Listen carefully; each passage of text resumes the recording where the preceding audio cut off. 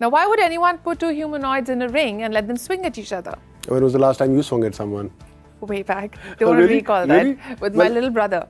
Not so little anymore. That doesn't count. But I think that there is no harder test. You know, when you're in a ring or even if you're doing any kind of hand-to-hand combat, you're pushed on everything. Balance, dexterity, flexibility, reaction time. Well, Japan has just hosted its first full-contact humanoid tournament. Every punch landed, every kick blocked, every fall, and critically, every recovery from a fall is data. A robot that can take a hit and get back up is a robot you can trust, whether it's a factory floor, whether it's a hospital, or whether it's a disaster zone. The ring is just the stress test. Take a look. What happens when you put two humanoids inside a fighting cage? In Tokyo, engineers did exactly that. Japan recently hosted its first full-contact humanoid fighting tournament, where real robots traded punches and kicks, while the human pilots controlled them from ringside. It may look like entertainment, but for robotics engineers, every hit, fall and recovery is a test of how these machines handle the real world. The event was organized by San Francisco-based company Robot Entertainment Combat, a company that wants to turn humanoid combat into a competitive sport. Before the fights began, visitors explored a showcase of humanoids, watched live demonstrations, and learned how these machines are built. During the main event, two robots faced off.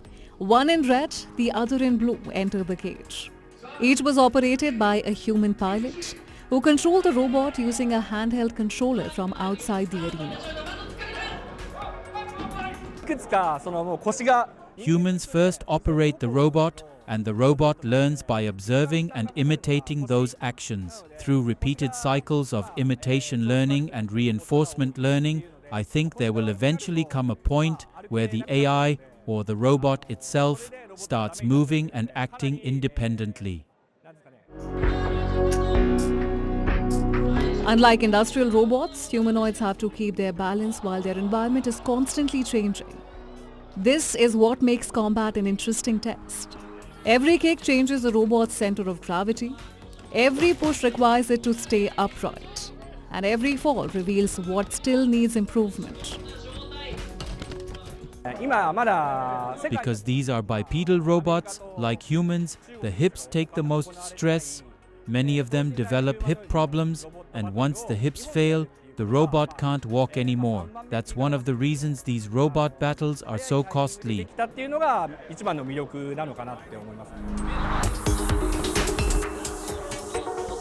During the final, the red robot lost its balance while attempting a kick, allowing the blue robot to stay standing until the final bell. Its pilot, robotics researcher Hiroyuki Osone, was declared the tournament champion. Engineers use events like these to improve humanoids' motion control, whole body balance, and the software that helps humanoids recover after losing stability. Between matches, teams swapped batteries, checked joints, and recalibrated their robots, turning the cage into a live test laboratory. Countries including Japan, China, South Korea, and the United States are investing billions in humanoid robotics.